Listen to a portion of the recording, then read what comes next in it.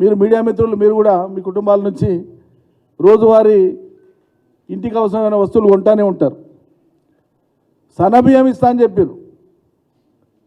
మేము చెప్పినాం, సరే మేము అధికారంలోకి రాలే. సన్నబియ్యం అని చెప్పినారు, మీరు అధికారంలోకి వచ్చారు. సన్నబియ్యం ఇవ్వకపోతే కానీ ఉన్న బియ్యం ధర మాత్రం పెంచేసాం. మార్కెట్లో 34, 35 నుంచి 40 లోపు ఉండేటువంటి సన్న వెరైటీలు బియ్యం అన్నీ కూడా ఇలా 60, 65 రూపాయలు అమ్ముతున్నాయండి. మధ్యతరగతి ప్రజలు, పేద ప్రజలు,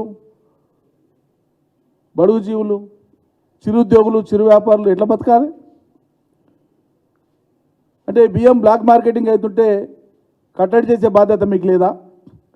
ఏకదమ్న ఎట్లా పెరుగుతుందండి 20 రూపాయలు, 25 రూపాయలు ఎట్లా పెరుగుతుంది మార్కెట్లో? కాబట్టి తక్షణమే ఈ ధరల నియంత్రణ పైన దృష్టి పెట్టాలి ప్రభుత్వం. బ్లాక్ మార్కెట్ను అరికట్టాలి. అదేవిధంగా మీరు ఇస్తా అన్నటువంటి సన్న బియ్యం, పేదలకు ఇస్తా అన్నటువంటివన్నీ తక్షణమే ఇవ్వడం ప్రారంభించాలి. ప్రజలు ఇబ్బంది పడుతున్నారు, బియ్యానికి చాలా ఇబ్బంది పడుతున్నారు. ఎల్లిపాయలండి ఇక వెండికి పోటీ పడుతున్నాయి. 220 రూపాయలు, 250 రూపాయలు నడుస్తుంది ఎల్లిపాయ, 260. అల్లం 220 రూపాయలు, 70-80 రూపాయలు పెరిగింది ఒక నెలలోనే. ఇట్లా పెరుగుతుంది. మరి మీరు ఏం నియంత్రిస్తున్నట్లు?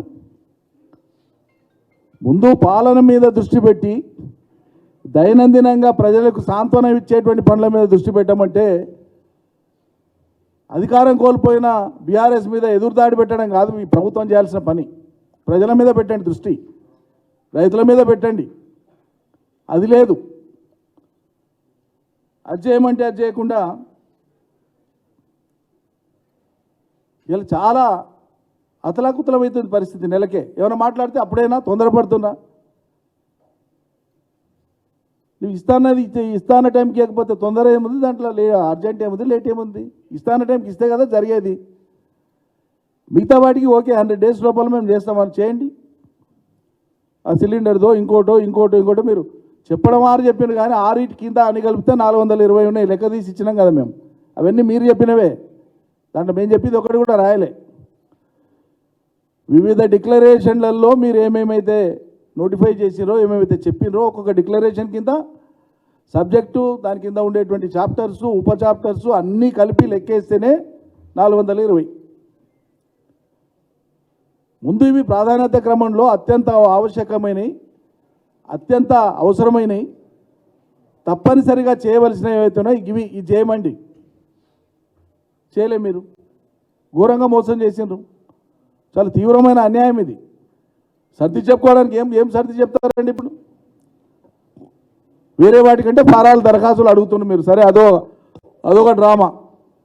గ్యారంటీల కోసం ప్రజల నుంచి దరఖాస్తులు. మరి రైతు బంధుకి ఏం దరఖాస్తు అవసరం ఉంది?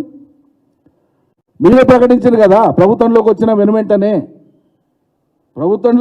వెనువెంటనే జరిగిన కేబినెట్ సమావేశం వివరాలు వెల్లడించేటప్పుడు మీరే చెప్పినారు కదా, మీ ప్రభుత్వమే చెప్పింది కదా,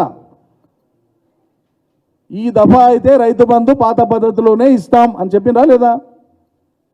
మరి దానికి వేరే ఆధారాలు అవసరం లేదు కదా, వేరే డీటెయిల్స్ అవసరం లేదు కదా, ప్రభుత్వంతో ఉన్న డీటెయిల్స్తో పోయేదే కదా. మరి ఎందుకు ఇస్తలేరు? అంటే ఇవ్వకపోయినా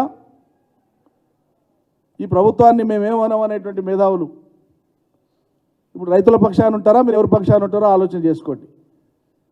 మీ మేధోతనం యొక్క డొల్లతనం ఏందో ఇలా ప్రజలకు తెలిసి రావాలి.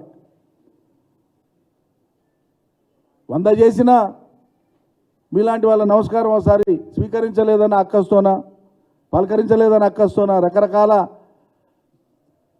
చాలా చిన్న విషయాలు, అల్పమైనటువంటి విషయాలతో వ్యక్తిగత క్రోధం పెంచుకున్నటువంటి ఈ రాష్ట్రంలోని మేధావులు కొంతమంది ఆత్మవిమర్శ చేసుకోవాలి. ఈరోజు ఒకరిపై వ్యతిరేకత మాత్రమే ప్రజలకు న్యాయం జరగదు. ప్రజలకు ఏం జరగాలనో దాని మీద అప్రమత్తంగా ఉండాలి. నోరు విప్పాలి, గళం విప్పాలి, సర్దిద్దండి. ఇప్పటికైనా ప్రభుత్వం చేసినటువంటి తప్పిదం మీద మాట్లాడండి. ఈ ప్రభుత్వం మీద ఒత్తిడి తీసుకురండి. బాధ్యత లేదా మీకు? కాబట్టి రాష్ట్ర ప్రభుత్వం ఖచ్చితంగా బేషరతుగా ఈ రకంగా రైతాంగాన్ని వంచినందుకు క్షమాపణ చెప్పాలి, ఇస్తారా అయ్యారో ప్రకటించాలి. మేము డిమాండ్ చేస్తాం. Thank you. మీకు తెలుసు కదా, రోజు రాస్తున్నారు కదా వాళ్ళే.